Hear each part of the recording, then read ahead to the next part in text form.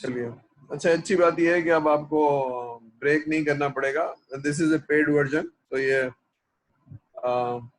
पूरा चल सकता है 4 घंटे 5 घंटे। तो 40 मिनट वाली जो प्रॉब्लम थी वो शायद सॉल्व हो जाएगी, हमें बाहर नहीं निकलना पड़ेगा। ठीक है, चलिए हम कंटिन्यू करते हैं। सॉफ्टवेयर टेस्टिंग की ये डेफिनेशन है, जरा पढ़ लें फिर मैं समझाता हूँ इसका क्या मतलब है।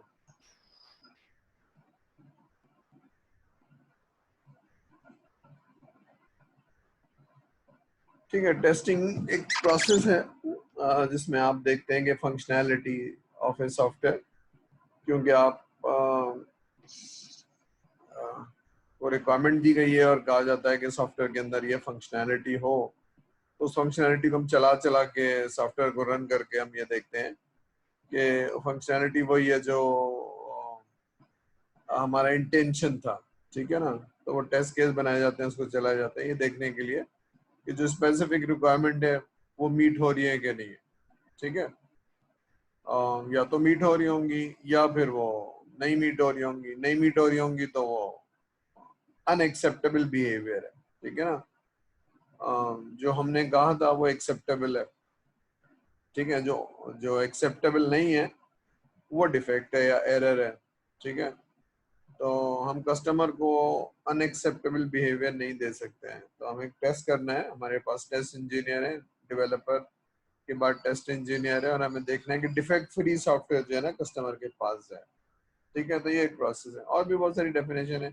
एक डेफिनेशन और है आई ट्रिपल ई की, ऑलमोस्ट वही बात है कि software testing NCI triple E 105, a process of analyzing a software items to detect the difference, किस चीज का difference, between existing and required condition. Existing का मतलब है सॉफ्टवेयर, चलता हुआ सॉफ्टवेयर, एंड रिक्वायर्ड कंडीशन का मतलब है SRS। ठीक है, तो जो SRS में लिखा है अगर वही आपने बना दिया है तो कोई मसला नहीं है, लेकिन अगर कोई लिखा कुछ और है बनाया कुछ और है तो फिर आपका ये डिफेक्ट है। ठीक है, तो ये वही चीज है कि आप जो आपने मांगा है कस्टमर ने उससे ही मैच कर रहे हैं आप। ठीक है, तो लेफ्ट साइड साइड पे आपके पास रिक्वायरमेंट है, कस्टमर ने क्या मांगा था, राइट हैंड साइड पे आपके पास सॉफ्टवेयर है, तो आप उसको टेस्ट कर रहे हैं। ठीक है, अभी टेस्टिंग को हम क्लासिफाई करते हैं दो तरीकों से, एक वेरिफिकेशन कहलाती है और एक वैलिडेशन कहलाती है। तो देखिए वेरिफिकेशन क्या चीज होती है, इसको स्टैटिक टेस्टिंग कहते हैं। पढ़िए जरा।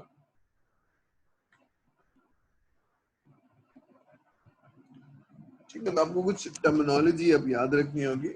वेरिफिकेशन, ठीक है, और ये वेरी बॉयन के वर्ड्स हैं। Verification is a process to ensure whether the we are building the product right.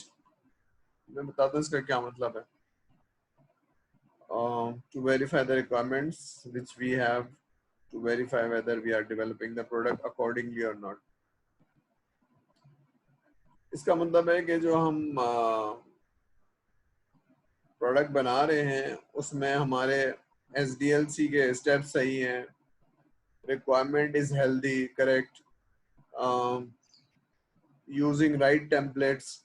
ठीक है, तो वेरिफिकेशन इंटरनल होती है, आपका SQA डिपार्टमेंट कर रहा होता है, इंटरनल होती है, और आप मेक श्योर कर रहे होते हैं कि आप जब भी कोई सॉफ्टवेयर बनाएं वो सही बनाएं। तो जब भी कोई सॉफ्टवेयर के लिए आपका प्रोसेस अच्छा हो, आपकी रिक्वायरमेंट सही हो, आपके टेम्पलेट सही हो, टीम स्किल्ड हो। ठीक है, और इन एक्टिविटीज को इंस्पेक्शन, रिव्यू और वॉक थ्रू कहते हैं। ठीक है, स्टैटिक इसलिए कहते हैं कि सारी चीजें डॉक्यूमेंट पर और जो फाइल है आपकी प्रिंटेड फाइल या इलेक्ट्रॉनिक फाइल उन पे हो रही है, तो वो रुके हुई चीजें हैं, स्टैटिक है। On the other hand validation किसे कहते हैं, validation software testing. Dynamic testing इसलिए कहते हैं कि सॉफ्टवेयर चल रहा होता है ना, सॉफ्टवेयर रन हो रहा होता है, एग्जीक्यूट हो रहा होता है, इसलिए वो डायनेमिक है। लेकिन आपका SRS तो प्रिंट एक फॉर्म है जो चल नहीं रहा है, इसलिए उसको स्टैटिक कहते हैं। ठीक है, तो it is also known as validation. Validation is a जी क्या सवाल है आपका काशिफ? सर वो अटेंडेंस काशिफ कोई सवाल है? अटेंडेंस ले ले सर। जी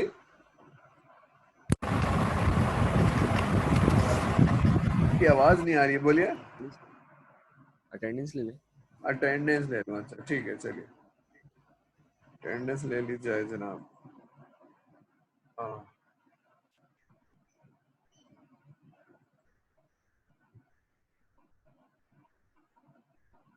चलिए अटेंडेंस बोल दीजिएगा, ये भी एक काम है जो करना है।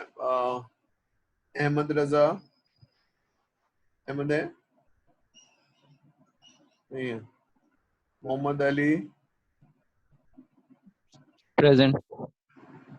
ठीक है। मरियम अजहर, मरियम है, अच्छा।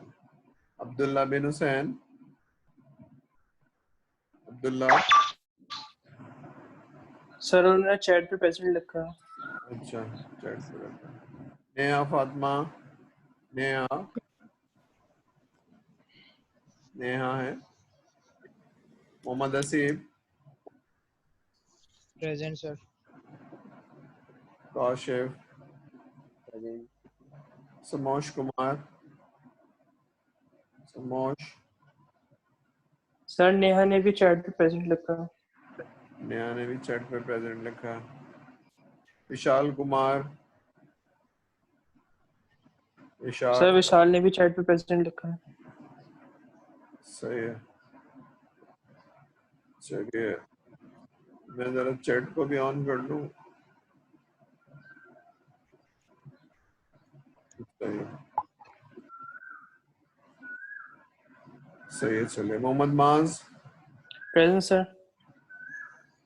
Abdul Mustafa, present sir. Hasan Naveed, present sir. Mohammad Rabiul Mughal, yes sir present. Hatim Shabbir, Hatim, Jawad Shaikh, Mohammad Taufiq, Tanzilur Rahman,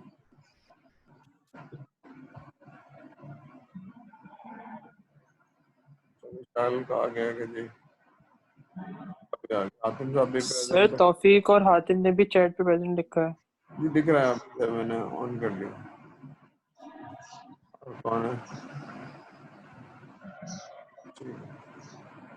Syed Wahaj Ali, present sir.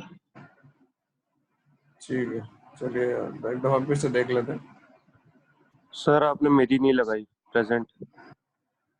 हाँ बवा से पता नहीं चल रहा ना, मेरी नाम बोलूँ ना अकलमंद। सर वो मोहम्मद तौफीक। मोहम्मद तौफीक अभी लगा देता हूँ। अहमद रजा,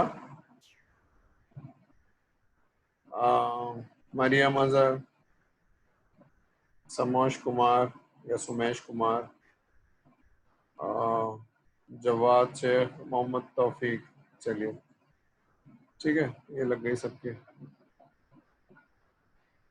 सर मरियम ने चैट पे प्रेजेंट। अच्छा मरियम ने चैट पे कर दिया, चलिए देख रहा तो मैंने देख लिया, ठीक है।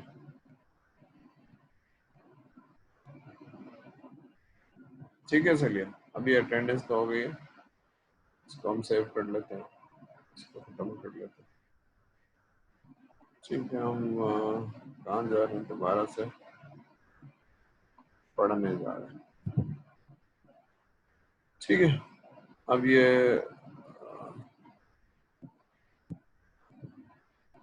ठीक है, अब क्या है, टेस्टिंग की डेफिनेशन पढ़ ली और टेस्टिंग की मेथड्स क्या हैं। एक तो ये है कि जो डॉक्यूमेंट हैं, अच्छा ये दोनों एक दूसरे को कॉम्प्लीमेंट करते हैं, ठीक है ना, कि आपकी रिक्वायरमेंट सही है, डिज़ाइन डॉक्यूमेंट सही है, उसके बाद सॉफ्टवेयर सही है, तो ये सारी चीज़ें चेक हो रही हैं। तो जो चीज़ चलती नहीं है यानी डिज़ाइन डॉक्यूमेंट और SRS, उनको स्टैटिक टेस्टिंग कहा जाता है, और जो चीज़ चल रही है, सॉफ्टवेयर चल रहा है, उसको हम डायनेमिक टेस्टिंग कह रहे हैं, ठीक है। तो एक सॉफ्टवेयर इंजीनियर थे बेरी बोहेम, ये उनके अल्फाज हैं जो ब्लू और रेड कलर में लिखे हुए हैं, बिल्डिंग द राइट प्रोडक्ट और building the product right and building the right product. अब मैं इसका मतलब बता देता हूँ। स्टैटिक में हम स्टेप्स देख रहे हैं कि जब भी कोई चीज बनाए, शायद ये मैंने गलत लिख दिया है इसको, थोड़ा सा ये प्रोडक्ट नहीं आना चाहिए, ये देखिए मेरे से गलती हो गई, इसको मिस्टेक कर देता हूँ।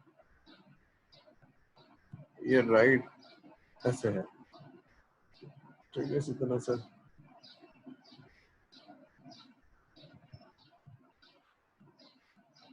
इस पे हमारा जोर प्रोडक्ट पे, ठीक है। पहले वाले में राइट स्टेप्स हैं, राइट प्रोसेस है, राइट टेम्पलेट है, ठीक है। तो हम जब भी सॉफ्टवेयर बनाएं तो वो हमारी मेथोडोलॉजी जो है ना वो सही होनी चाहिए। ये हमारा है स्टैटिक वेरिफिकेशन में, और ये इंटरनल होती है। वैलिडेशन, जी सवाल है आपका मास?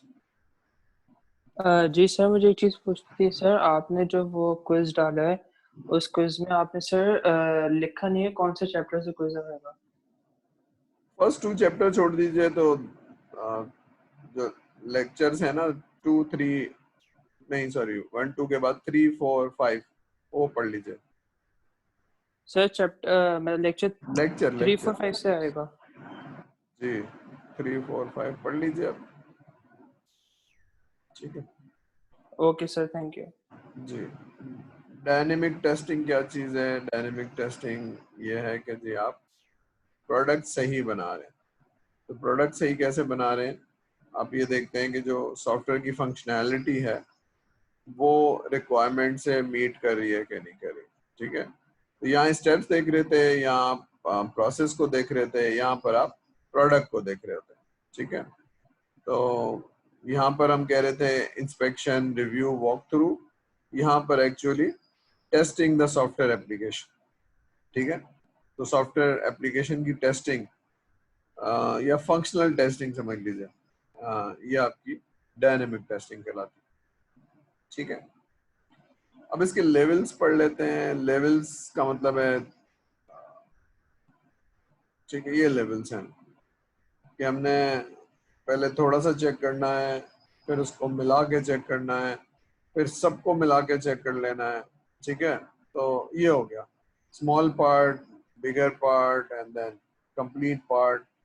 फिर आपको सिस्टम की टेस्टिंग करनी होती है, इंटीग्रेशन करने के बाद सिस्टम की इंटीग्रेशन करनी होती है। ये सबसे स्मॉल यूनिट है, फिर उसके बाद कंपोनेंट्स मिलाते जाते हैं, फिर एक से ज्यादा, फिर एक से ज्यादा। तो ठीक है, तो हम जरा देख लेते हैं क्या चीज होती है। तो ये यूनिट टेस्टिंग है, ये इंडिविजुअल कंपोनेंट है, और ये आपका प्रोग्रामर चेक करता है। नॉर्मली प्रोग्रामर अपनी लॉजिक को चेक करता है, ठीक है। उसके बाद फिर आपकी इंटीग्रेशन होती है, component integration and then system.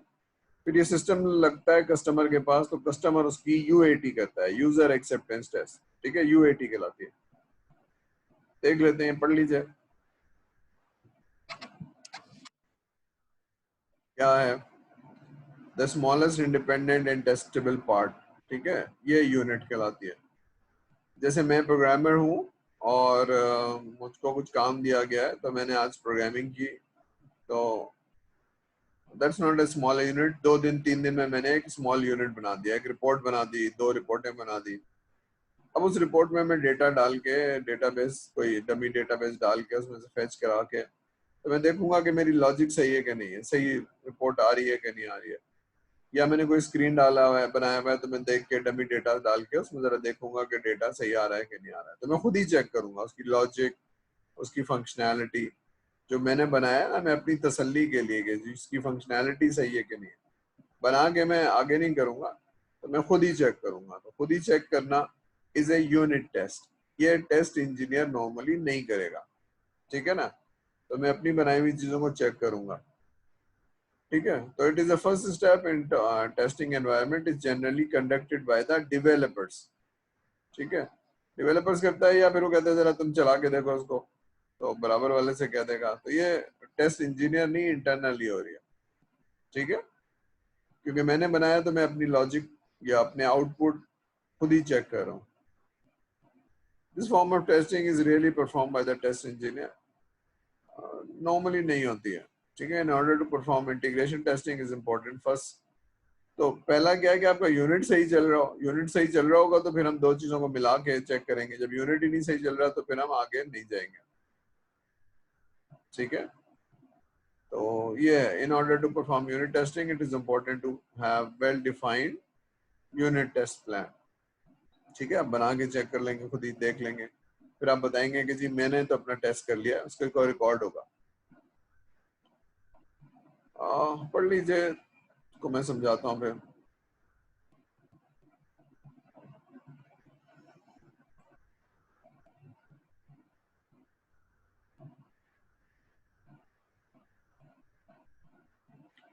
ठीक है. There are several benefit of the unit testing. First of all, you get the confidence.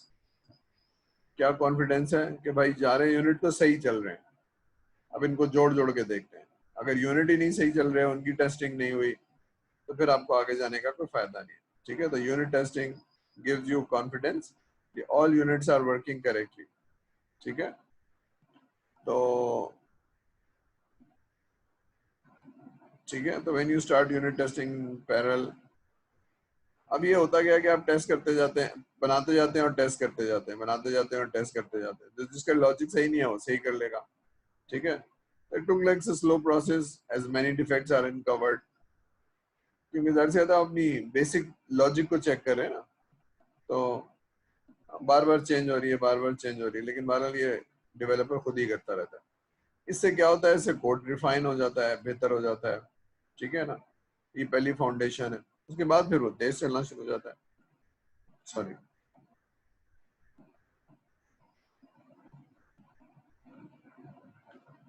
ठीक है. तो ये अगर ये चीज सही हो रही है तो इससे कॉस्ट सेविंग होगी, ठीक है. क्यों कॉस्ट सेविंग होगी? फिक्सिंग अ बग या डिफेक्ट एट फाइनल स्टेज बहुत महंगा होता है, मच हायर होता है. क्यों? क्योंकि अगर आपकी रिक्वायरमेंट सही नहीं है और आपने डिजाइन डेवलपमेंट कर लिया है और ऑलमोस्ट फाइनल स्टेज में है, तो फिर आपने एक बहुत बड़ा एक चंक है जो उसके साथ ऐड हो जाएगा और उसको सबको फिर करेक्ट करना पड़ेगा, ठीक है. तो यूनिट में आपकी जरा फोकस होनी चाहिए कि यूनिट जो है सारे सही हो जाएं, ठीक है. तो it's a small testable component जो आपने खुद ही बनाया है प्रोग्रामर, ठीक है. तो ये सारी चीजें आप चेक कर लो, ठीक है. इन सबको मिलाएंगे एक से ज्यादा यूनिट को, ठीक है. तो individual units are combined and large speeds of code is test. एक रिपोर्ट मैंने बनाई है या 4 रिपोर्टें मैंने बनाई हैं, 4 उन्होंने बनाई हैं, इन सबको ऐड करके एग्जीक्यूट करके देख लेंगे, ठीक है. तो दीज आर कंबाइंड. इसमें कोई डेफिनेशन नहीं है कि व्हाट इज कंपोनेंट टेस्टिंग, ठीक है. तो होता क्या है कि आपका जो भी काम है वीकली वो अपलोड हो जाए टेस्ट होने के बाद, और उसको जहां जाके इंटीग्रेट होना है वो इंटीग्रेट हो जाए, तो वो आप कर लेते हैं, ठीक है. तो ये एक्चुअली समझिए इंक्रीमेंटल किस्म की टेस्टिंग है कि मैंने थोड़ा सा बनाया, फिर उसमें चीजें ऐड कर ली, फिर उसको चेक किया, फिर ऐड कर ली, फिर चेक कर लिया. तो इस तरह से समझ लीजिए, ठीक है. तो you are not testing the whole code, you are not, ठीक है.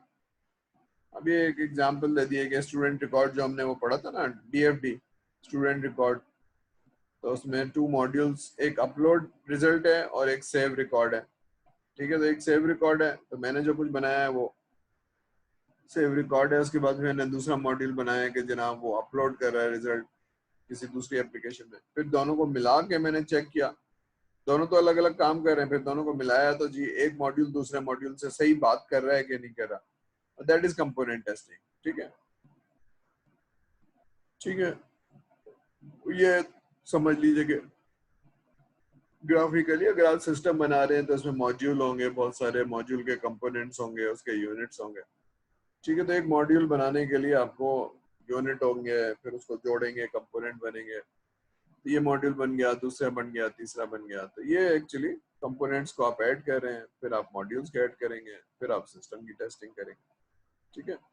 तो नॉर्मली इस तरह से टेस्ट होता है कि आप यूनिट टेस्टिंग खुद ही करते जाते हैं, उसके बाद फिर आप उसको जोड़ लेते हैं और फिर आप आगे कर लेते हैं। ठीक है, अगर आप अपने ही काम को जोड़ जोड़ के दे रहे हैं तो फिर आप नॉर्मली खुद ही चेक कर लेते हैं, लेकिन आगे जाके तो नॉर्मली कंपोनेंट्स लेवल पे या मॉड्यूल लेवल पे टेस्टिंग फिर टेस्ट इंजीनियर कर रहा होता है, उसको आप बताते हैं, वो चला चला के देख रहा होता है, टेस्ट केस बना रहा होता है। ठीक है, once the unit testing is over, it is time to move on integration testing. During integration testing, the tester checks how one or more units interact with each other. अब उसकी functionality तो check हो चुकी है ना, अब ये देख रहे हैं कि एक मॉड्यूल दूसरे मॉड्यूल से बात कैसे कर रहा है, या एक मॉड्यूल दूसरे मॉड्यूल में डेटा पुश कैसे कर रहा है। अगर वो पुश कर रहा है तो डेटा सही चलेगा, क्योंकि इंडिविजुअली तो वही सही कर रहे थे। ठीक है, तो ये वाली टेस्टिंग कौन करता है? वो टेस्ट इंजीनियर करता है। ठीक है, the integration testing is performed to show even though the component सही चल रहे थे, लेकिन अब एक कंपोनेंट दूसरे कंपोनेंट से बात कर रहा है, इंटीग्रेट कर रहा है, तो हम वेरीफाई कर रहे हैं कि वो सही तरह से बात कर रहा है, यानी डेटा सही तरह से जा रहा है उसमें। ठीक है, तो ये आपको कॉम्बिनेशन देखना होता है, that is called integration testing. देख लीजिए और भी क्या देखते हैं आप।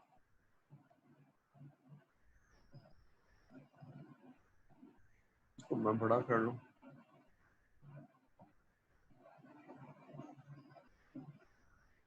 ठीक है, तो ये वही चीज है, यूनिट टेस्टिंग को आप जोड़ रहे हैं एंड इंटीग्रेशन करने के बाद आप चेक कर रहे हैं कि आपके जो सारे मॉड्यूल हैं वो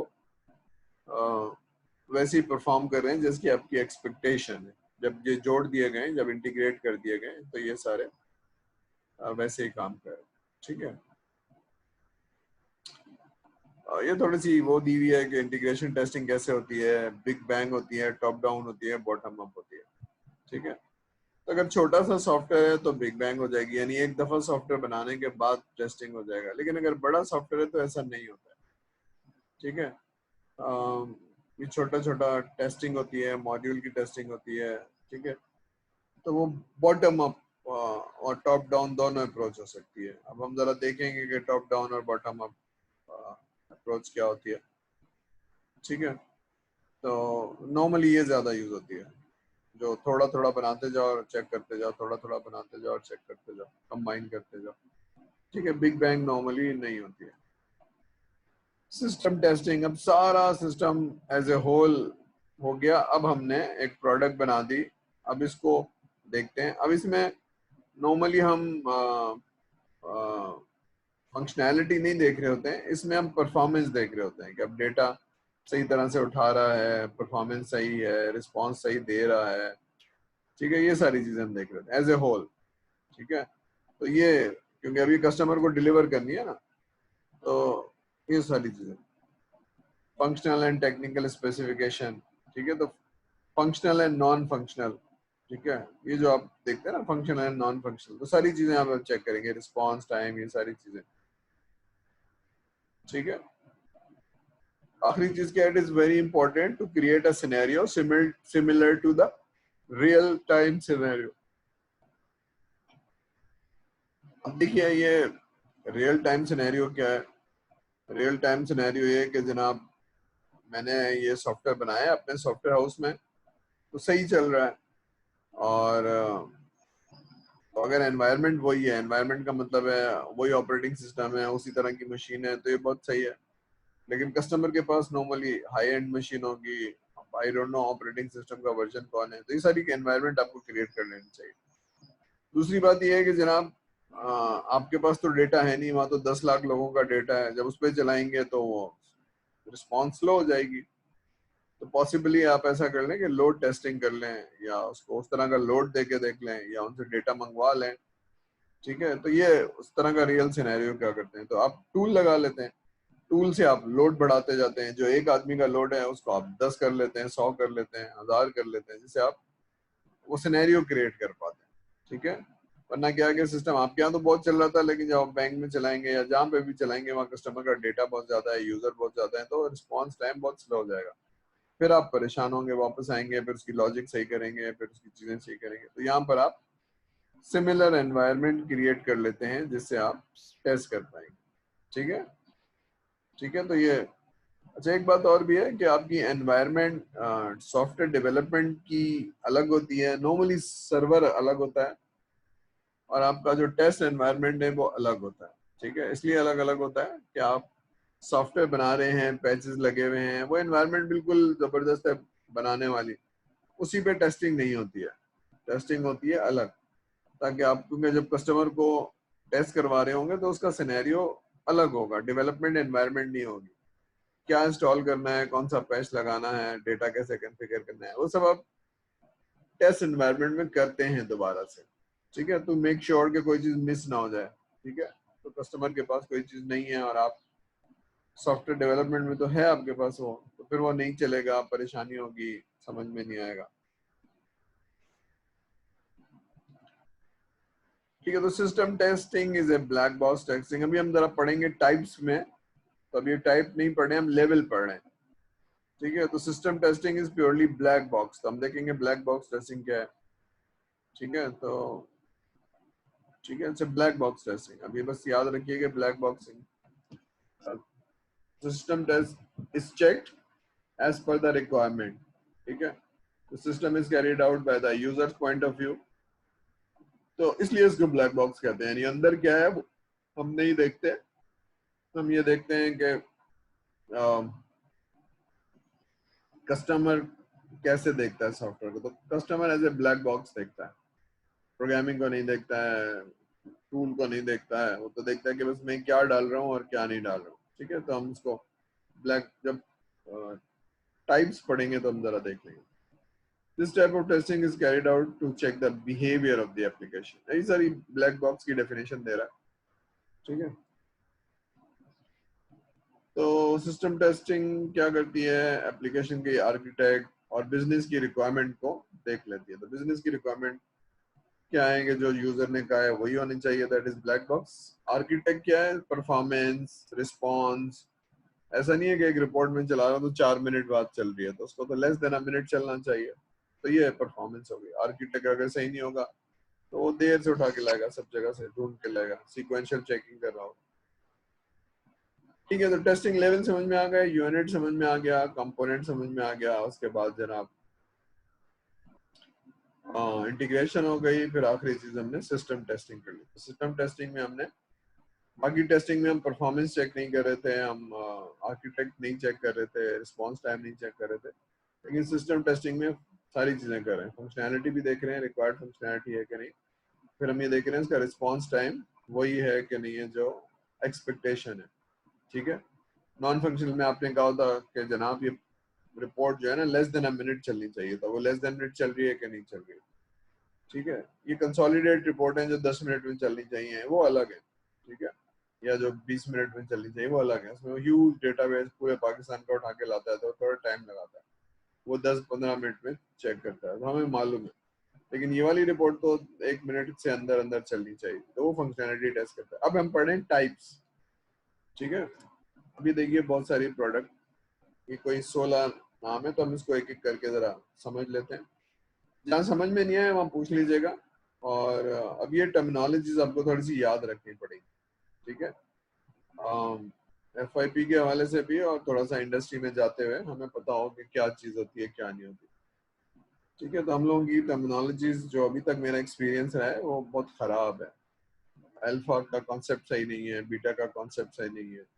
ठीक है, तो ये है, तो हमें थोड़ा सा, ठीक है, तो ये वाली जो आखिरी है, security, black box, white box, number 12, ये आपको बहुत टर्मिनोलॉजी याद होनी चाहिए। ये टर्मिनोलॉजी ऐसी है जो प्रोडक्ट वाइज होती है, जो माइक्रोसॉफ्ट करेगा। ठीक है, प्रोडक्ट बना रहा है तो अल्फा करेगा, बीटा करेगा। अब बीटा का नहीं होती है, ad hoc testing, block back and testing, लेकिन ये वाली चीजें आपको जरा टर्मिनोलॉजी समझ में आ जाए फिर इसको याद रखेंगे, तो सर आपको समझाएंगे।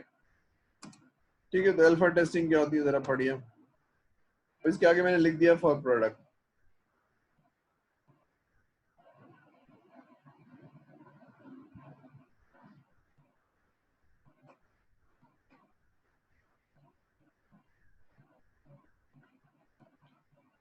ठीक है, alpha testing is also called lab testing. यानी आप सॉफ्टवेयर को रिलीज करने से पहले जितनी भी टेस्टिंग कर सकते हैं वो आप कर लेते हैं, ऑल सिनेरियोज।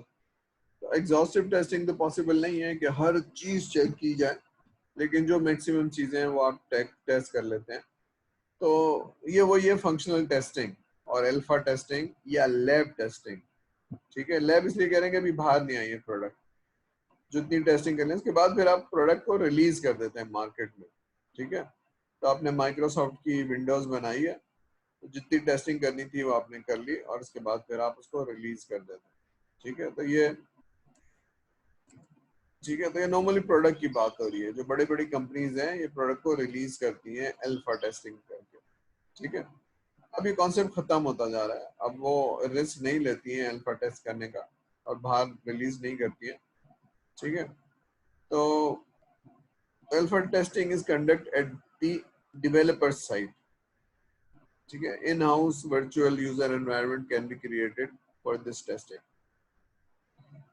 ठीक है, तो एक एनवायरनमेंट क्रिएट की जाती है कि डेवलपर यूज करेगा। तो ठीक है, तो यानी लैब की बात हो रही है, डेवलपमेंट कंपनी डेवलपमेंट टीम जो है वो इसको टेस्ट करेगी। बीटा क्या चीज होती है, जरा पढ़िए।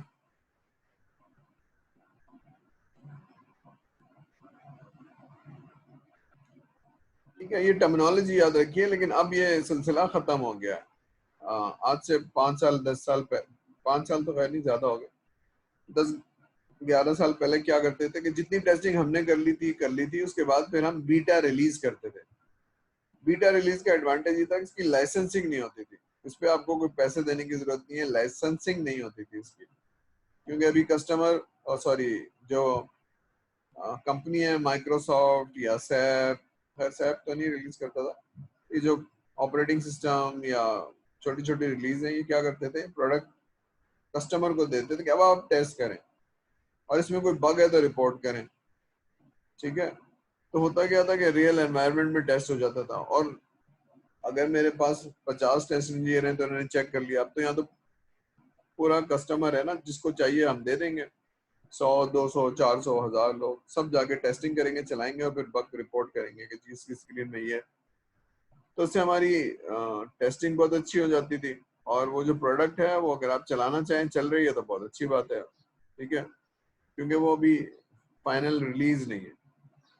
ठीक है, तो कस्टमर के पास भेजी जाती थी, कस्टमर उसको चेक करता था, फिर बग रिपोर्ट करता था। तो ये लाइसेंस सॉफ्टवेयर नहीं होता था। फिर उसके बाद एक फाइनल रिलीज आता था। ठीक है, तो जो भी है, चाहे वो यूजर एक्सेप्टेंस का हो, चाहे वो यूजर फंक्शनैलिटी उसका नेविगेशन का हो क्या। ठीक है, तो ये सारी चीजें कस्टमर चेक करते थे, चलाते थे, चेक करते थे। तो अब ऐसा नहीं होता है, अब बीटा वर्जन रिलीज नहीं किए जाते हैं, फाइनल वर्जन रिलीज किए जाते हैं। तो टेस्टिंग को अच्छा कर लिया गया है, टेस्टिंग टीम बना ली गई है। ठीक है, तो बीटा वर्जन अब आना बंद हो गया। ठीक है, तो पहली वाली टेस्टिंग तो हम खुद करते थे और फिर प्रोडक्ट रिलीज करते थे, लेकिन ये वाले में बीटा वर्जन, ठीक है, ये आप निकालते थे। तो ये याद रखिए कि ये अब आप अगर आप कोई प्रोडक्ट बना रहे हैं तो आप बीटा टेस्टिंग नहीं करते, क्योंकि आप रिलीज नहीं करेंगे। आप किसी कस्टमर के लिए बना रहे हैं तो कस्टमर को देंगे, ये कस्टमर के लिए नहीं होती, पूरी ऑडियंस। ठीक है, यानी हजारों लोगों को देना, ये वो वाली चीज है बीटा टेस्टिंग। ठीक है, तो this testing is typically done by the end user, आपने दे दिया लोगों को। तो final testing done before releasing it, तो कस्टमर महीने 2 महीने में आपको रिपोर्ट करते हैं, एरर बताते हैं, फिर आप उसको सही करते हैं। ठीक है, ठीक है। Beta version of the software product is released limited to certain numbers of user। ठीक है, तो इसमें फिर आप डिपार्टमेंट्स को देते हैं, ऑर्गेनाइजेशंस को देते हैं। ठीक है, फॉर एग्जांपल माइक्रोसॉफ्ट कहेगा जी मैं बड़ी बड़ी फलानी ऑर्गेनाइजेशन को दूंगा, उनको देगा, चलवाएगा और सारा कुछ करेगा। ठीक है, फिर एंड यूजर क्या करते हैं, फीडबैक देते हैं, जैसे सीधे बग रिपोर्ट करते हैं, और फिर उसको डेवलपर उस बग को लेके सही करता है। ठीक है, तो ये बीटा हो गई। हाँ सर। जी सर। सर हम बीटा टेस्टिंग को यूजर एक्सेप्टेंस टेस्ट भी कह सकते हैं? नहीं नहीं नहीं नहीं, यूजर एक्सेप्टेंस टेस्ट नहीं कह सकते हैं। यूजर एक्सेप्टेंस टेस्ट तो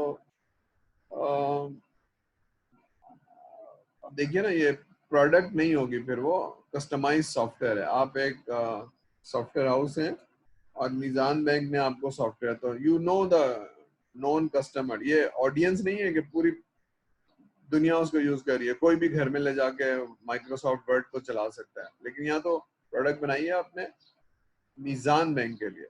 तो मीजान बैंक की रिक्वायरमेंट, मीजान बैंक का सॉफ्टवेयर, अब मीजान बैंक के लोग उसको टेस्ट करेंगे, दैट इज यूजर एक्सेप्टेंस। ठीक है, दैट इज, देखिए हम बात कर रहे हैं दो तरह की सॉफ्टवेयर की। एक है प्रोडक्ट, आपने बनाई है विनजिप, तो कोई भी यूज करेगा। ठीक है, वो एक पर्टिकुलर ऑडियंस के लिए नहीं बनाई है, वो सबके लिए बनाई है, कोई भी यूज कर सकता है। ठीक है, तो कोई भी यूज करता है, वहां यूजर एक्सेप्टेंस नहीं है। वो तो हमने प्रोडक्ट रिलीज किए, चलाओ और खरीदो और यूज करो। लेकिन अगर आपने कोई स्पेसिफिक कस्टमर के लिए बनाई है, मीजान बैंक के लिए या डीएचएस सुफा के लिए, तो वहां के लोग चेक करेंगे और फिर एक्सेप्टेंस देंगे कि हाँ ये सही है, और फिर वो साइन ऑफ होगा और फिर आपके पैसे रिलीज किए जाएंगे। बात समझ में आ रही है? Custom audience difference. And product दो अलग अलग चीज होगी ना। कस्टमाइज तो आपने कुछ रिक्वायरमेंट दी और मैंने उसके अगेंस्ट एक सॉफ्टवेयर बनाया, ठीक। जी सर। लेकिन प्रोडक्ट ये हो गई कि बस दुनिया इसको इस्तेमाल करे, तो दुनिया जो इस्तेमाल करे, माइक्रोसॉफ्ट की यूएटी नहीं होगी, ठीक है, वो तो बीटा होगी। लेकिन ये वो है कि मैंने डीएचएस सुफा के लिए एक सॉफ्टवेयर बनाया है, तो जो आप एफआईपी बना रहे हैं वो किसी स्पेसिफिक कस्टमर के लिए बुला रहे हैं, उसकी यूएटी होगी। बात समझ में आ रही है? जी सर। जी। एडॉक टेस्टिंग का मतलब है कि कोई प्लान नहीं बनाया हुआ, बस आप चेक करते जा रहे हैं। तो नॉर्मली एफआईपी में लड़के क्या करते हैं कि स्टूडेंट्स क्या करते हैं कि बस वो ये चेक कर लो, ये वाला स्क्रीन चेक कर लो, ये वाला रिपोर्ट चेक कर लो। तो without any plan, without any test cases, आपको जो समझ में आ रहा है वो आप, ठीक है, तो विदाउट एनी प्लान बस आप एग्जीक्यूट करते हैं और रेंडमली फंक्शन चला चला के देखते हैं, और इस तरह से। अच्छा, मुझे जरा 1 मिनट देंगे, बाहर कोई आया, मैं जरा 1 मिनट मुझे दे दीजिए, मैं जरा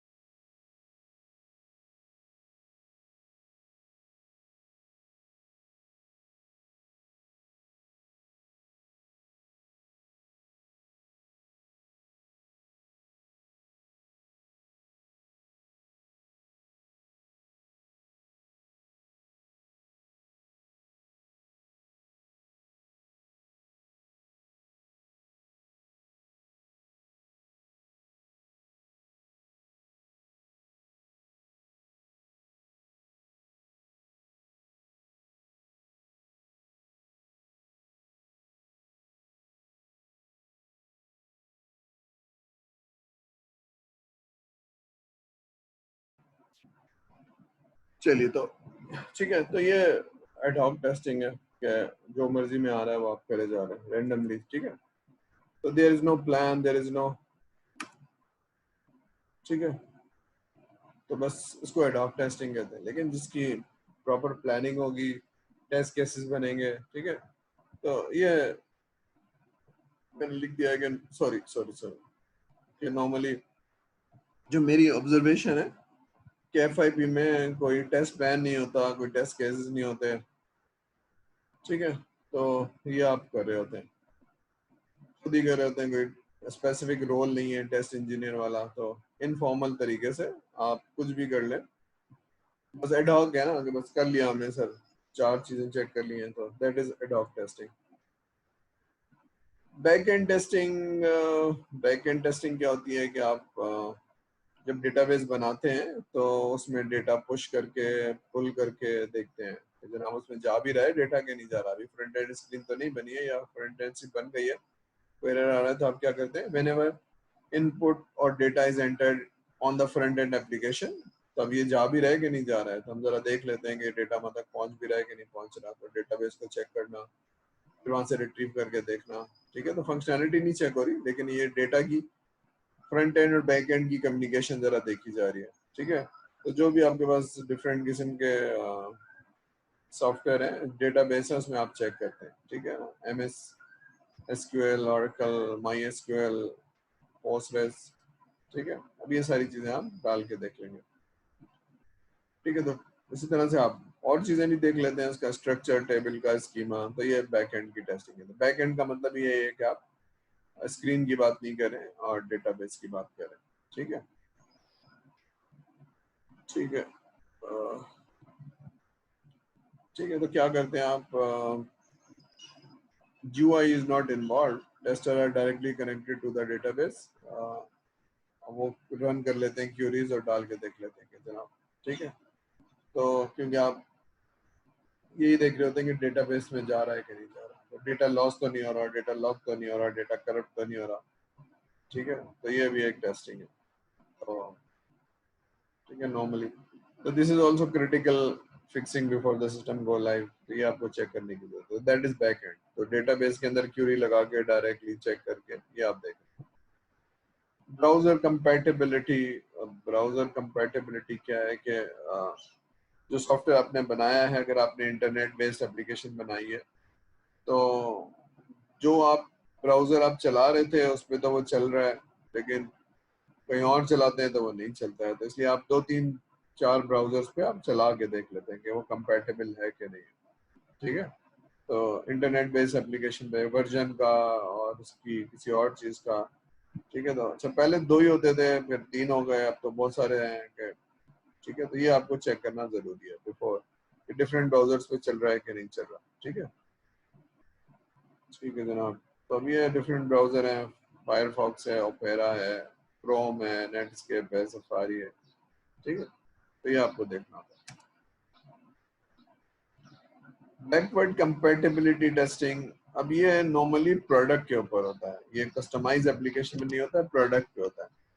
कि मैं पहले पुरानी विंडो यूज कर रहा था, अब नई विंडो लगा ली, ठीक है। तो पुराना ऑरिकल का डेटा यूज कर रहा था, अब नया ऑरिकल का डेटा लगा लिया, तो ये जरा चेक किया जाता है। या कोई पुरानी एप्लीकेशन थी, नहीं लगा ली, तब मैं ये देखता हूँ कि बैकवर्ड कंपैटिबिलिटी है कि नहीं, यानी वो सारा डेटा पुराना वाला इसमें एज इट इज आ जाएगा, नहीं आ जाएगा, ये सारी चीजें उठा लेगा, नहीं उठा लेगा। फॉर एग्जाम्पल अभी MS ऑफिस आया है, तो MS ऑफिस को पुराना वर्ड का डॉक्यूमेंट उठा लेना चाहिए। अगर वो नहीं उठा रहा है तो एक बहुत मुश्किल काम है। तो ये जो कंपनीज हैं ये चेक करके भेजती हैं, पुराने वर्जन को चला के देखती हैं। तो ये एक टेस्टिंग है, ठीक है ना। अगर आपके पास कोई पुराना डेटा पड़ा हुआ है, चाहे वो वर्ड हो, एक्सेल हो, कुछ भी हो, तो इसी तरह से अगर मैंने एक एप्लीकेशन बनवाई है आपसे जो 10 साल से यूज कर रहा था, अब एक नया वर्जन आपसे लिया है, तो नया वर्जन में ये देखना कि पुरानी वाली जो एप्लीकेशन है वो चल रही है कि नहीं। तो this is called backward compatibility, ठीक है ना, ठीक है। तो ओल्ड वर्जन जो है वो नए वर्जन में चलना चाहिए, ओल्ड वर्जन का जो डेटा है, फाइलें हैं, वो सब चलना चाहिए, शुड वर्क प्रॉपर्ली, कोई मसला नहीं होना चाहिए। ग्राफिकल यूजर इंटरफेस टेस्टिंग, अब ये एक बहुत इंपॉर्टेंट, पहले नहीं था लेकिन बहुत इंपॉर्टेंट हो गया है कि आपकी नेविगेशन बहुत आसान होनी चाहिए और हर चीज आसानी से नजर आनी चाहिए। आपकी फंक्शनैलिटी तो बहुत अच्छी है लेकिन नेविगेशन बहुत मुश्किल है, तो ये एक चैलेंज है, ठीक है। तो नेविगेशन बहुत आसान होनी चाहिए। अब है क्या कि कुछ लोगों ने स्टैंडर्ड बना दिए हैं, माइक्रोसॉफ्ट ने या सैप ने या ओपन सॉफ्टवेयर ने कुछ स्टैंडर्ड बना दिए। तो वो स्टैंडर्ड ह्यूमन साइकोलॉजी को, ह्यूमन कलर को, आई के इफेक्ट को देख के, इसका भी रिसर्च हुई है इसमें, यूजर इंटरफेस, तो वो अडॉप्ट कर लें या फिर आप अपनी स्टडी करें। तो यूजर ग्राफिकल जो कहते हैं ना, इजी टू यूज, तो अब इजी टू यूज आपने तो बनाया है और आपको तो हर चीज पता है, लेकिन ऐसा आदमी इसने बनाया नहीं है, उसके लिए कितना मुश्किल है, ठीक है। तो कुछ एप्लीकेशन है जो बहुत मुश्किल है, आपको आसान लगती है, इसने बनाया उसको तो आसान लगती है। तो एक एवरेज आदमी क्या कहता है, तो ये एक टेस्टिंग है, ठीक है ना। तो बटन का साइज, बटन का कलर, ऑप्शन लेफ्ट साइड पे आएगा, टॉप पे आएगा या नीचे आएगा। तो एक जमाने में नीचे भी हुआ करते थे, आज से कोई 10-15 साल पहले तक तो रंग बिरंगी बटन्स होते थे, तो वो सब खत्म होता जा रहा है ना। तो वो ग्राफिकल यूजर इंटरफेस में मैच्योरिटी आ गई है, स्टैंडर्डाइजेशन हो गई है, तो ये अब आपको देखना है, ठीक है। नेविगेशन अभी लिखा है, मेन्यू बहुत आसानी से आ रहे हो, सेलेक्ट करना आसान हो, ठीक है। तो नॉर्मली करते क्या है कि सॉफ्टवेयर डेवलप करने से पहले आप या तो सैंपल भेजते हैं या पुरानी कोई एप्लीकेशन भेजते हैं कि भाई इस तरह का मेन्यू मिलेगा। अगर वो कहता है ठीक है, तो फिर आप उसी तरह का बना लेते हैं, ठीक है। लेकिन अगर पहली दफा बना रहे हैं तो फिर आप उसको सैंपल बना के भेजेंगे, कोई स्क्रीन बना के भेजेंगे, जिसको वो देखेगा, चलाएगा, कहेगा यस और नो करेगा, ठीक है। ठीक है, तो ये यूजेबिलिटी टेस्टिंग यूआई करने के बाद, बनाने के बाद फिर आप देख लेंगे कि यूजर को कैसा लग रहा है, आसान है, मुश्किल है, ठीक है ना। तो ये रियल यूजर के पास, अब ये यूजेबिलिटी नॉर्मली प्रोडक्ट की होगी, ठीक है, क्योंकि आप एक अननोन कस्टमर को बेच रहे हैं जिसका आपको नहीं पता है, तो प्रोडक्ट की, ठीक है। तो आप बना के यूजेबिलिटी चेक करते हैं कि नॉर्मली कौन सी एज के लोग 12 साल से इतने साल तक उनको कैसा लगता है। और तो जो आपकी टारगेट ऑडियंस होती है तो आप उसको ज्यादा चेक करते हैं। फॉर एग्जांपल ऑफिस में यूज करना है तो जनाब 25 साल से 50 साल तक के लोगों ने यूज करना है, तो वो एक अलग ऑडियंस है। लेकिन अगर आपने गेम बनाया है तो आपको मालूम है कि जनाब 10 साल से 15 साल के बच्चे हैं, तो उसकी एक ऑडियंस अलग है, तो उसकी यूजेबिलिटी अलग तरह से ऑडियंस के साथ होगी, इसकी अलग से होगी, ठीक है। लेकिन बात यह कि फंक्शनैलिटी के साथ यूजर फ्रेंडली इजी होना चाहिए। लोड टेस्टिंग क्या चीज होती है? Load testing is a non functional. आपने एक सॉफ्टवेयर बनाया है और आपके पास जब आप 10 डेटा डालते हैं तो सही चलता है, लेकिन जब आप 10 लाख डेटा डालते हैं तो वो सो जाता है, ठीक है। जो रिपोर्ट 1 मिनट के अंदर अंदर चल रही थी अब वो चल नहीं रही है, सो गई है, लेकर आएगी, देख रहे हैं प्रोसेसर चल रहा है तो 20 मिनट बाद ला रहे हैं। तो ये हम चेक कर लेते हैं, किसी बड़े कस्टमर को एप्लीकेशन देने से पहले लोड टेस्टिंग कर लेते हैं। तो लोड कैसे करते हैं? ये टूल्स होते हैं कि आप जैसे अगर डेटाबेस का लोड है या यूजर का लोड है, तो अगर आप टेस्टिंग कर रहे हैं तो एक ही आप हैं, लेकिन टूल्स के थ्रू आप 10 लोगों का, 100 लोगों का लोड क्रिएट कर सकते हैं, डेटाबेस का लोड क्रिएट कर सकते हैं। तो मैक्सिमम लोड क्या है? 10, 50। तो आपने बनाया है और आप कहते हैं ये 300 लोगों का लोड ले लेता है, तब कोई परफॉर्मेंस पे हैम्पर नहीं होता। लेकिन उसके बाद बढ़ाना शुरू करेंगे तो ये स्लो होना शुरू हो जाएगा। तो आप कहते हैं यार इसका मैक्सिमम लोड जो है ना वो 300 है या 500 है, ठीक है, क्योंकि आपने उसके अलावा फिर आपको फिर सर्वर दूसरा लेना पड़ेगा या हाई परफॉर्मेंस कंप्यूटर लेना पड़ेगा, क्योंकि वो हमने तो अपनी हाई परफॉर्मेंस कर ली है, इसकी ट्यूनिंग कर ली है, ठीक है। तो ये अब ये नीचे लिखे हुए हैं कि कौन कौन से सॉफ्टवेयर हैं जो आपको हेल्प करते हैं। अपाची JMeter एक ओपन सोर्स है, लोड रनर है, वेब लोड है, सिल्क परफॉर्मर है। अब ये टूल्स हैं जो आपको, जो लोग टेस्ट इंजीनियर बनना चाहते हैं उनको ये देख लेना चाहिए। तो JMeter क्योंकि ओपन सोर्स है तो आप देख सकते हैं, ठीक है, लोड आप टेस्टिंग कर सकते हैं।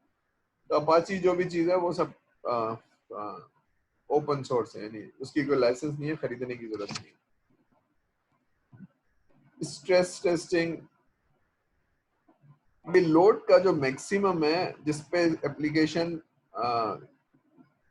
क्रैश कर जाएगी, ठीक है, ये वो चीज है। Testing is done when a system is stressed beyond its specification in order to check out how when it fails. तो ये क्रैश कर जाएगी, तो वो एक लिमिट क्रॉस करना होती है, लोड की लिमिट क्रॉस करना होती है कि इससे आगे आप नहीं जाएंगे।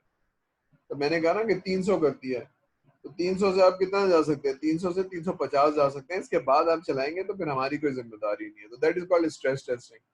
चलाते जाते हैं फिर एक जगह सिस्टम क्रैश कर जाता है, जवाब ही नहीं दे रहा, ठक से बैठ गया, उसको रिबूट करो, सारा कुछ करो। जब आप एप्लीकेशन बनाते हैं तो खासतौर पे जो बड़े बड़े कस्टमर है तो उनको आप बता देते हैं स्केलेबल है नहीं है। तब एप्लीकेशन इस तरह से आर्किटेक्ट की जाती है कि भाई 500 लोगों के ऊपर तो ये एक सर्वर चला देगा, लेकिन अगर ज्यादा करना है तो फिर आपको 3 प्रोसेसर लगाने पड़ेंगे और ये होगा। तो सारी चीजें करके भेजी जाती है, ठीक है ना। अगर आप बैंकिंग की एप्लीकेशन ले रहे हैं, आप कह रहे हैं कि भाई ये मैं 10 साल चलाना चाहता हूँ, तो आप कहते हैं भाई देखो आपकी 500 ब्रांच पे तो चल जाएगा, उसके बाद अगर आपको करना है तो फिर आपको हार्डवेयर क्वाड प्रो लगाने पड़ेंगे, ठीक है, 3 लगाने पड़ेंगे और 4 लगाएंगे तो फिर आप जाके चलेगा। तो ये सारी चीजें तो आप चेक कर लेते कि कहाँ सिस्टम जाके क्रैश करेगा, ठीक है। तो हैवी लोड देते हैं, सारी चीजें चेक करते हैं, ये करते हैं। परफॉर्मेंस ये भी नॉन फंक्शनल है, तो ठीक है। अब आप एक सॉफ्टवेयर इंजीनियर हैं और मैं इसलिए कह रहा हूँ कि बहुत सारे सॉफ्टवेयर इंजीनियर का बिहेवियर बहुत ही अनप्रोफेशनल होता है। क्या है जी, एक उसने खराब लॉजिक बनाई है और रिपोर्ट चल रही है, किसी तरह से उसने कॉपी पेस्ट करके गूगल से देख के एक रिपोर्ट बना दी है और सही चल रही है। लेकिन जब कस्टमर के पास जाती है तो वो 3 मिनट में चलती है, तो जाहिर सी बात है 3 मिनट एक्सेप्टेबल नहीं है ना। रिपोर्ट एक नॉर्मल रिपोर्ट है, मैं चलाऊं जाऊं चाय बना के आ जाऊं, तो वो रिपोर्ट चल रही है अभी 3 मिनट 4 मिनट में। सर सही तो चल रही है, अब भाई सही नहीं चल रही है ना, परफॉर्मेंस का इशू है, तो इसका मतलब प्रोग्रामिंग एफिशिएंट नहीं हुई है। तो सॉफ्टवेयर इंजीनियर को मालूम आना चाहिए, ठीक है ना, कि ये मतलब आप अगर दर्जी को एक सूट बनाने को दे रहे हैं और 4 दिन बाद बटन टूट गया, तो दर्जी क्या है, बटन तो टूटता है ना, दोबारा लगवा लो। ओ भाई ये दूसरे तीसरे दिन कैसे टूट गया, या 4 दिन बाद कैसे टूट गया, या कैसे निकल गया, तो मतलब परफॉर्मेंस अच्छी नहीं थी, आपने काम अच्छा नहीं किया था।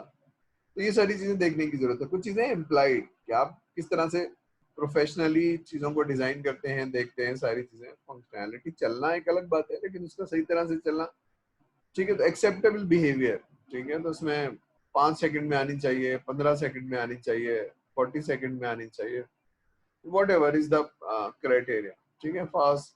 तो ये सारी चीजें आपको देखने की जरूरत है, ठीक है। तो परफॉर्मेंस देखना, नंबर ऑफ यूजर देखना, ये सारी चीजें आपको देखना,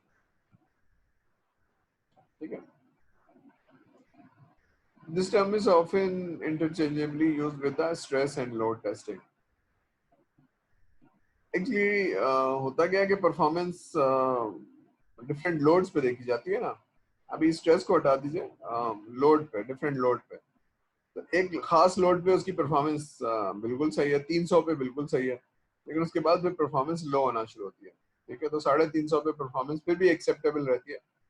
उसके बाद अगर आपने चलाना है तो फिर आपको सर्वर लेने पड़ेंगे और कुछ और करना पड़ेगा, ठीक है। तो ये आप टेस्ट करके भेजते हैं कि नीचे लिखा हुआ है ना कि should connect internet with 16 seconds. तो अगर ये सॉफ्टवेयर इंटरनेट बैंकिंग का लिया हुआ है, तो अगर वो 16 सेकंड में इंटरनेट कनेक्शन नहीं हो तो एप्लीकेशन बाहर निकाल देती है, आपको टाइम आउट करके बाहर निकाल देती है। तो जहां जहां इंटरनेट की कनेक्ट, तो अब ये सारे परफॉर्मेंस क्राइटेरिया है। रिपोर्ट आपको नॉन फंक्शनल में लिखा हुआ है कि report should come in less than 60 seconds, 40 में आ जाए, 50 में आ जाए, लेकिन 1 मिनट क्रॉस नहीं करना चाहिए, तो ठीक है। फिर analytical report should perform in 6 hours, इससे ज्यादा नहीं चलना चाहिए, ठीक है। मैं ऑफिस जाते हुए जिस दिन छुट्टी हो रही है तो शाम को चला दूं, सुबह हूं तो रिपोर्ट चल रही हो, ठीक है। तो ये है, तो 8-6 घंटे से ज्यादा नहीं चलना चाहिए, 8 घंटे से ज्यादा नहीं चलना। कुछ रिपोर्ट होती है जो एनालिटिकल रिपोर्ट होती है, बहुत हैवी होती है, पूरा पाकिस्तान का डेटा उठा के ला रहा होता है। तो वो इस वक्त कस्टमर चला रहा था, उस वक्त हमें मालूम होता है कि इसमें हमने किस तरह से लिखा हुआ है। तो ये लिखा हुआ है ना 16 सेकेंड, 60 सेकेंड, और ये क्या नाम है 6 आवर्स। तो अब 6 आवर्स से ज्यादा चल रही है तो ये एक्सेप्टेबल नहीं है, ठीक है बात। तो ये नॉन फंक्शनल टेस्टिंग है।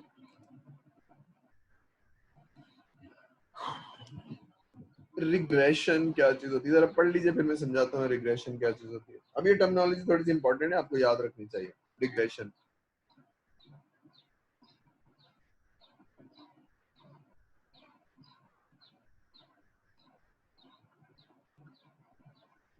ठीक है। अब इसको जरा, जी सवाल, सर वो दूसरी क्लास का अटेंडेंस ले। जी दूसरी क्लास की अटेंडेंस ले ली जाए। अच्छा चलिए दूसरी जी क्लास की भी अटेंडेंस ले ली जाए।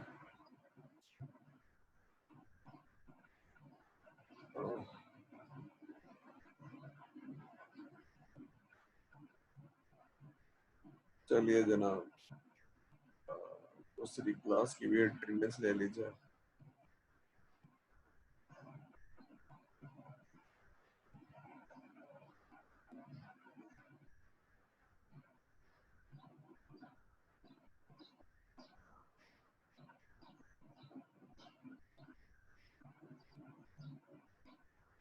चलिए जरा दूसरी क्लास, ये वही वाली क्लास है या दूसरी क्लास है, वो अटेंडेंस बोलते हैं। चलिए अहमद रजा, अहमद रजा नहीं है। मोहम्मद अली, मोहम्मद अली। मरियम अजहर, अब्दुल्ला बिन हुसैन, अब्दुल्ला। नेहा फातिमा, मोहम्मद असद ने चैट पे प्रेजेंट लिखा है। चैट में प्रेजेंट लिखा है। असद ने, मोहम्मद काश, किसने? Sir Present. Mohammad Assi present. Sir Asadullah. Asadullah, okay, Asadullah ने, ठीक है, Asadullah. Mohammad Kashif, present. Somesh Kumar, sir present.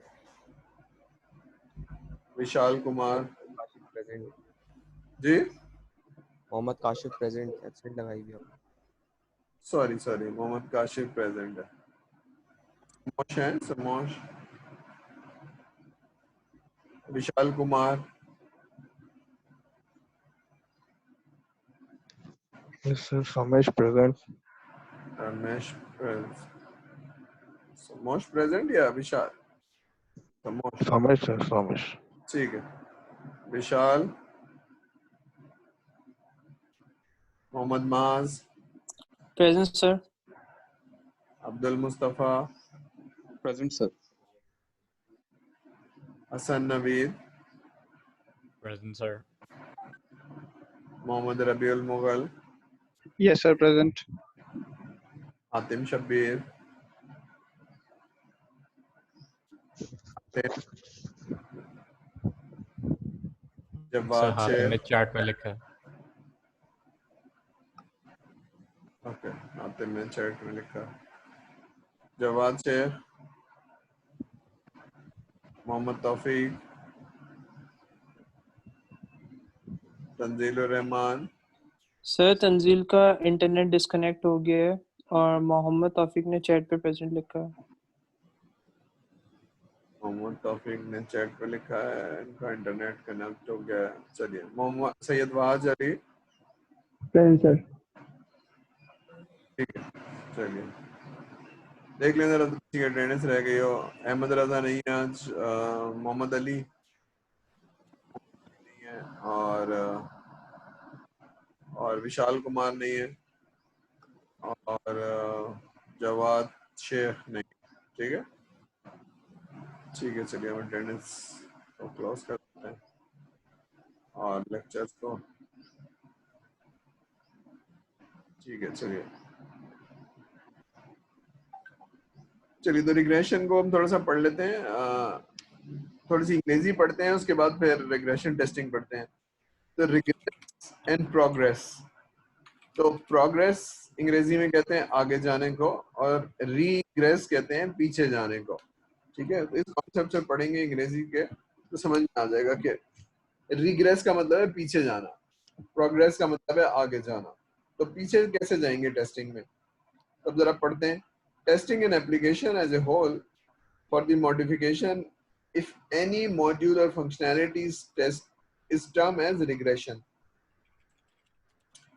थोड़ा सा और पढ़ लेते हैं। It is difficult to cover all the system and regression testing, so typically automation testing tool are used for those type of testing.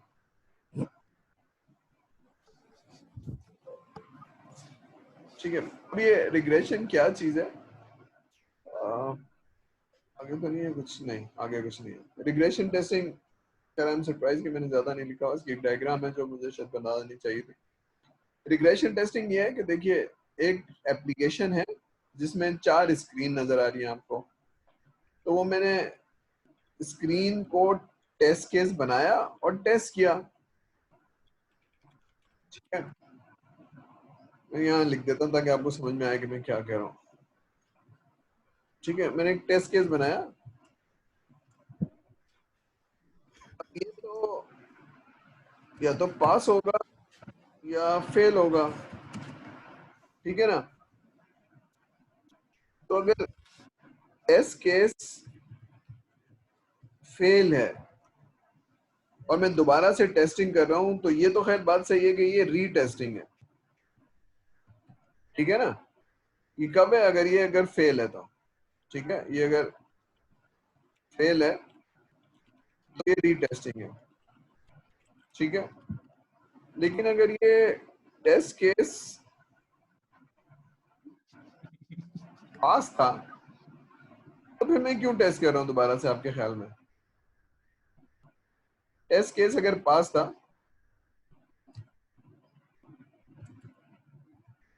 Sorry,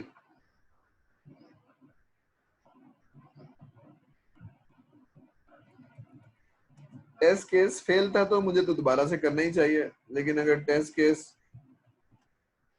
पास था तो मैं क्यों दोबारा से टेस्ट कर रहा हूं? अब ये जो टेस्ट केस पास है ना, ये रिग्रेशन है, ये रिग्रेशन है, पीछे जा रहे हैं आप।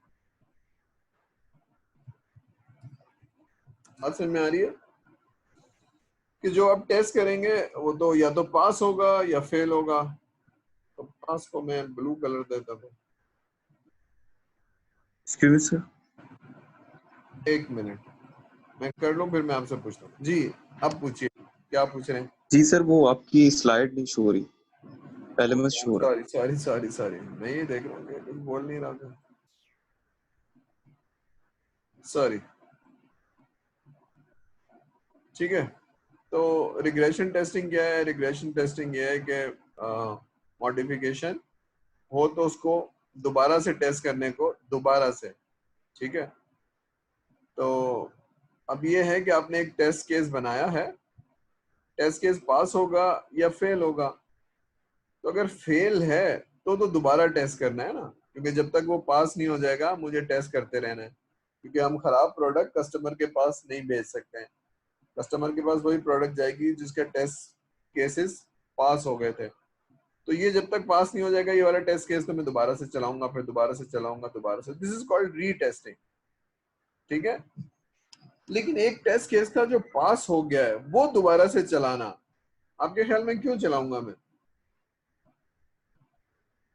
ये वो चीज है कि एक एप्लीकेशन थी, बिल्कुल सही चल रही थी, और फिर आपने कहा इसमें एक स्क्रीन और बना दो या एक रिपोर्ट और बना दो, तो सॉफ्टवेयर में मॉडिफिकेशन हो गई, सॉफ्टवेयर में चीजें ऐड हो गई।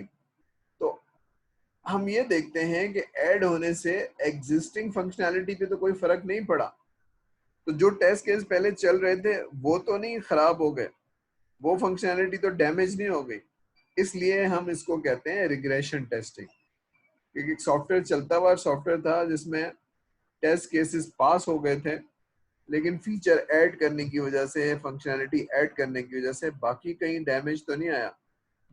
अब इसको जरा सिनेरियो सोचिए कि आपने 1 लाख लाइन का कोड लिखा हुआ है ऊपर से लेकर नीचे तक, ठीक है, और वो बिल्कुल सही चल रहा था। टेस्ट केसेस आपने बनाए थे, कुछ फेल हुए थे, कुछ पास हुए थे। जो फेल हो गए थे उनको तो सही किया, डीकोड किया, ठीक है, और फिर सही करने के बाद, डीबग करने के बाद उसको आपने सही एप्लीकेशन बना के कस्टमर को दे दी। अब 2 महीने के बाद उन्होंने कहा कि जी हमें एक एडिशनल रिपोर्ट चाहिए या एक एडिशनल स्क्रीन चाहिए। अब वो एडिशनल स्क्रीन और एडिशनल रिपोर्ट लगाने के बाद होता क्या था कि जी हमने जब सॉफ्टवेयर दिया तो जो पहले चीज चल रही थी अब वो नहीं चल रही। तो हमने फिर क्या किया है कि हमने टेस्टिंग को मैच्योर कर दिया है कि जो चीज चल रही थी पहले वो चेक कर लो वो तो सही चल रही है कि नहीं चल रही है। तो जो हमने एडिशनल फंक्शनैलिटी दी है आपको वो चल रही है, लेकिन जो चीज पहले चल रही थी वो चल रही है कि नहीं चल रही है, इसलिए इसको रिग्रेस कहते हैं, ठीक है ना, रिग्रेशन टेस्टिंग। तो जो चीज चल रही थी उसको दोबारा से चला के देख लो। अब ये टेस्टिंग एक मुश्किल और कॉस्टली मसला है, तो अब क्या करते हैं हम ऑटोमेटिक टेस्टिंग यूज करते हैं। यानी हम क्या करते हैं, जो हमने टेस्ट केसेस लिखे हुए हैं वो हम कहीं सेव कर लेते हैं किसी स्क्रिप्ट के अंदर, किसी टूल के अंदर, और जब रिग्रेशन आती है तो हम उस टूल को दोबारा से चला देते हैं। तो वो जो टेस्ट हमने पहले किए थे वो तो आदमी की अब जरूरत नहीं होती है, और बहुत सारे घंटों की टेस्टिंग की जरूरत नहीं होती है। तो वो टूल चला देते हैं और वो 10 मिनट में, आधे घंटे में हमें बता देता है कि भाई ये एरर है, एरर है, तो आप उसको सही कर लें, ठीक है। तो तो रिग्रेशन टेस्टिंग के लिए हम नॉर्मली कौन सा टूल है मुझे याद नहीं आ रहा, अभी आएगा तो मैं बता दूंगा। ठीक है, तो टूल यूज करते हैं नॉर्मली। ठीक है, क्लियर है ये रिग्रेशन टेस्टिंग? कोई सवाल है तो पूछ लीजिए। कॉन्सेप्ट सही होना चाहिए आपका। रिग्रेशन टेस्टिंग क्या चीज है? तो जो टेस्ट पास हो गए तो उनको दोबारा से कर रहे हैं, क्यों कर रहे हैं? क्योंकि वो मॉडिफिकेशन हो गई थी। ठीक है, अब ये आपको याद रहे तो बहुत अच्छी बात है, नहीं याद रहे तो कोई भी बात नहीं। सैनिटी, स्मोक टेस्टिंग, अब ये टर्मिनोलॉजी यूज होती है लेकिन आपको जहन में रहे तो आपको मालूम आना चाहिए कि सैनिटी टेस्टिंग क्या चीज कहलाती है। Sanity testing is done to determine if the new software version is performing well enough to accept its major testing effort और नॉट। इस काबिल भी है कि इसको टेस्ट किया जाए। ठीक है, तो इस काबिल भी है। तो आपने एक एप्लीकेशन दी है और हर 2 मिनट बाद एरर आ रहा है, हर 2 मिनट बाद एरर आ रहा है, फिर कहते हैं जाओ इसको सही करो। तो नॉर्मली क्या होता है, स्मोक टेस्टिंग की जाती है। स्मोक टेस्टिंग का मतलब है हम इधर उधर करके टेस्ट करते हैं और नजर आ जाता है कि सिस्टम इस काबिल नहीं है कि इसको चेक करो। ठीक है, तो ये पहले बहुत होता था कि सिस्टम बना के दे देते थे और वो धड़ाधड़ क्रैश हो रहा है। ठीक है, तो अब ऐसा नहीं होता है क्योंकि अब टेस्टिंग बहुत मेच्योर हो गई है। लेकिन आज से 8-10 साल पहले ऐसे बहुत होता था कि सिस्टम बना के उसने दे दिया है और टेस्ट इंजीनियर चेक करे जा रहा है और वो बना के ऐसी खराब प्रोडक्ट दी है कि वो थोड़ी थोड़ी देर में। तब ये एक स्मोक टेस्टिंग होती है कि भाई जरा चेक कर लो इस काबिल भी है कि नहीं है। ठीक है, तो बस ये टर्मिनोलॉजी है स्मोक टेस्टिंग। अब ये नॉर्मली नहीं होती है अब आजकल, क्योंकि टेस्टिंग बहुत मेच्योर ऑटोमेटेड और ये सारी चीजें हो गई, तो अब ये नहीं होता क्योंकि वरना फिर डेवलपर में क्वेश्चन मार्क होता है कि भाई किस तरह की प्रोडक्ट बना के दिया। ठीक है, सिक्योरिटी टेस्टिंग, अब ये इम्प्लाइड है कि जो बड़ी बड़ी एप्लीकेशन है उसमें सिक्योरिटी टेस्टिंग होगी। अब ये नॉर्मल टेस्ट इंजीनियर्स नहीं होते हैं, ये नेटवर्किंग के एक्सपर्ट, IP4, ठीक है, राउटर, इनको समझते हैं। ठीक है, तो समझते हैं कि जी ये एप्लीकेशन आपको दिख रही है, मैं आपको अंदर जाके दिखाता हूँ। तो वो क्या करेगा, एप्लीकेशन आप यूजर ID ब्राउजर छुपा लेंगे उससे, तो वो एक कंप्यूटर का जो पोर्ट होती है जिससे अंदर घुसा जाता है, तो वो पोर्ट से एक्सेस करेगा। ठीक है, कमांड चलाएगा और वो अंदर चला जाएगा और आपको पता भी नहीं चलेगा क्योंकि आप तो नॉर्मल रूटीन से समझ रहे हैं ना कि दरवाजे से आएगा, वो दरवाजे से तो आ ही नहीं रहा है वो। ठीक है, वो एक पोर्ट खाली मिली हुई उस पोर्ट से अटैच होगा और पीछे खिड़की से वो घुस जाएगा। तो ये सारी चीजें टेस्टिंग तो नॉर्मल एप्लीकेशन के ऊपर एक ठीक है, तो टेस्टिंग, तो security testing is not normally done by the normal test engineers. ठीक है, और इसकी फिर वो टेस्टिंग भी होती है कस्टमर, ऑर्गेनाइजेशन, यूजर, तो ये एक स्पेशल टीम होती है जो depending on the security of the application. ठीक है, आपको ये भी मालूम है कि जो इंटरनेट है वो भी 3 तरह का होता है। एक इंटरनेट है जो हम लोग यूज करते हैं, एक इंटरनेट है जो खाली टिपिकल ऑर्गेनाइजेशन यूज करती हैं जो एक्सेस नहीं देना चाहती है लोगों को। फिर एक इंटरनेट वो होता है जो आर्म फोर्सेस यूज करती हैं, हाईली सिक्योर, उसमें कोई इंट्रूडर ना आए। तो ये डिफरेंट लेवल की इंटरनेट है। ठीक है, तो हम लोगों का जो चीज़ है वो पड़ा हुआ है सिस्टम कहीं भी रोड पे और हैकर आ सकते हैं इसमें, इंट्रूडर आ सकते हैं क्योंकि रखा ही इसी तरह से सस्ता और सारा कुछ। लेकिन जो सेकंड लेवल की सिक्योरिटी है ऑर्गेनाइजेशन वाइज उसमें ज़्यादा सिक्योरिटी है। लेकिन आर्म फोर्सेस में तो चांस ले ही नहीं सकते ना आप कि उसमें हैकर आएगा। तो ये एक सिक्योरिटी टेस्टिंग है। ठीक है, तो इंटरनल एक्सटर्नल थ्रेट्स सारी चीज़ें, क्योंकि जाहिर सी बात है अगर ये एक आर्म फोर्सेस अमेरिका वाला कहीं किसी और कंट्री में है तो कनेक्टिविटी इसी तरह से होगी। या जो आप ड्रोन अटैक करते हैं तो ड्रोन अटैक ह्यूस्टन टेक्सास में बैठ के वो कंदाहार में अगर ड्रोन अटैक कर रहा है तो इंटरनेट यूज करता है ना, कनेक्टिविटी तो वो यूज करता है। तो वो फिर तो ये सिक्योरिटी है कि उसकी जो कनेक्टिविटी है वो कॉम्प्रोमाइज ना हो। ठीक है, ये ऑथेंटिकेशन, हैकर का अटैक, सिक्योरिटी चेकिंग, अब ये सारी चीजें अब आप खास किस्म के इंजीनियर्स होते हैं जिनको नेटवर्किंग का बहुत अच्छा आइडिया होता है और फिर वो यही काम करते हैं, सिक्योरिटी एप्लीकेशन।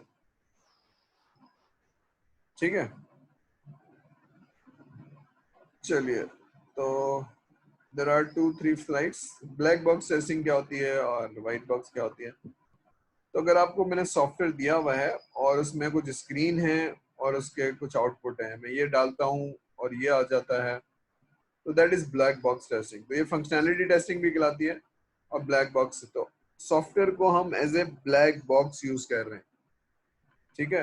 यानी उसका उसके अंदर क्या है, कौन से लैंग्वेज में लिखा गया है, कौन से वर्जन में लिखा गया, हमारा कोई कंसर्न नहीं है। इसको यूं समझ लीजिए कैलकुलेटर है। तो कैलकुलेटर के अंदर सर्किट कौन सा लगा हुआ है, बैटरी कौन सी लगी हुई है, अंदर तार कौन से लगे हुए हैं, मुझे इससे कंसर्न नहीं है। मैं 2+2 लिखता हूँ, मैं 2+2 लिखता हूँ तो 4 आना चाहिए। तो for me that calculator is a black box, ठीक है। तो ये ब्लैक बॉक्स कहलाती है। तो इसमें मैं फंक्शनैलिटी चेक कर रहा हूँ कैलकुलेटर की। तो यहाँ पर भी ऐसे है कि कैलकुलेटर की फंक्शनैलिटी चेक कर रहा हूँ, तो इसलिए इसको ब्लैक बॉक्स भी कहते हैं, ठीक है। इसको फंक्शनैलिटी टेस्टिंग भी कहते हैं, ठीक है।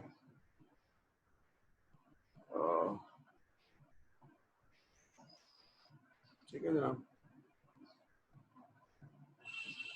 Equivalence class testing, boundary testing, decision table testing. चलिए सर की जो है ना वो बैटरी डाउन हो रही है। चलिए तो ये पढ़ लीजिए, इसको मैं नेक्स्ट क्लास में दोबारा से एक्सप्लेन कर दूंगा। अभी जरा बोलने में मुझे मुश्किल हो रही है बोल बोल के, ठीक है। इक्विवेलेंस क्लास ये होती है कि आप हर टेस्ट नहीं करते हैं। फॉर एग्जांपल एक स्क्रीन है जहां पर कुछ इनपुट्स डाला जा रहा है जो सीक्वेंशियल है, 1 से लेकर 1000 तक है। तो आप क्या करते हैं कि मिनिमम पॉसिबल टेस्ट केसेस बनाते हैं और जिससे सारी चीजें पॉसिबली चेक हो जाएं, ठीक है। उसमें बाउंड्री पे डालते हैं, उस पर आप दरमियान में डालते हैं और एक्सट्रीम केसेस पे डालते हैं। तो ये इक्विवेलेंस क्लासेस बना ली जाती है। इसी तरह से बाउंड्री होती है। मसलन कोई स्क्रीन है जहाँ एज डालनी है। अब एज जो है वो 1 साल से लेकर 99 ईयर या 150 साल तक हो सकती है। तो हर स्क्रीन साल 1 पे डाले हैं, फिर साल 2 पे डालें, तो वो टेस्ट केसेस 100 बन जाएंगे। तो 100 टेस्ट केस नहीं बनाए जाते हैं। तो फिर आप क्या करते हैं कि इसको एक्सट्रीम बॉर्डर्स पे चेक कर लो, ठीक है। तो 0 पे चेक कर लो, 0 एज नहीं होनी चाहिए, इस पे एरर आना चाहिए। फिर उसके बाद 1 पे कर लो, 2 पे कर लो, फिर दरमियान में कर लो, 50 पे कर लो, और फिर 99 और 100 पे चेक कर लो। तो ये एज वाला जो फॉर्म है वो 3-4 टेस्ट केसेस होंगे, बजाय इसके के 150 टेस्ट केसेस होंगे। ये बाउंड्रीज होती हैं। इसी तरह से डिसीजन टेबल होते हैं। तो हम जब टेस्टिंग देखेंगे तो उसको थोड़ा सा देख लेंगे, लेकिन बहरहाल ये टेक्निक्स हैं कि equal class, boundary values and decision, ठीक है। और वाइट बॉक्स इसलिए कहते हैं कि ब्लैक बॉक्स का जो रिवर्स है वो वाइट बॉक्स है। तो जहां आपको कोड नजर नहीं आ रहा और जहां आपको कोड नजर आ रहा है, तो कोड नजर आ रहा है, कोड की लॉजिक, सीक्वेंसिंग और गो टू, तो ये वाली चीज अगर आप चेक करते हैं, लॉजिकल एरर्स, फंक्शनल नहीं, लॉजिकल एरर्स, वो वाइट बॉक्स कहलाती है, ठीक है। तो ये वाइट बॉक्स को ना आप, ठीक है, ये लॉजिकल टेस्टिंग होती है या स्ट्रक्चरल टेस्टिंग भी कहलाती है, ठीक है ना। वाइट बॉक्स को स्ट्रक्चरल टेस्टिंग भी कहते हैं। आपका इंटरनल स्ट्रक्चर आपका चेक कर रहा होता है, वो लॉजिक चेक कर रहा होता है, ठीक है, ठीक है। ये बहुत सारे नाम है उसको। कोई लोग क्लियर बॉक्स कहते हैं, कोई ग्लास बॉक्स कहता है, कोई स्ट्रक्चरल टेस्टिंग कहता है, कोई ट्रांसपेरेंट कहता है, ये सारे नाम है उसके। तो व्हाइट बॉक्स में कुछ नजर नहीं आना, और सॉरी ब्लैक बॉक्स में कुछ नजर नहीं आना, रिवर्स उसका जो है वो ब्लैक बॉक्स है, व्हाइट बॉक्स है। तो ये है, ठीक है। तो ये लेक्चर क्लोज हो गया, ये खत्म हो गया, और हम इसको कर लेते हैं। तो जाके मैं भी अपलोड कर देता हूँ, पढ़ लीजिएगा, कोई नहीं समझ में आए तो। और आज आपका टेस्ट है 10 बजे से रात 10 बजे तक, इसको कर लीजिएगा, ठीक है जनाब। चलिए, थैंक यू वेरी मच।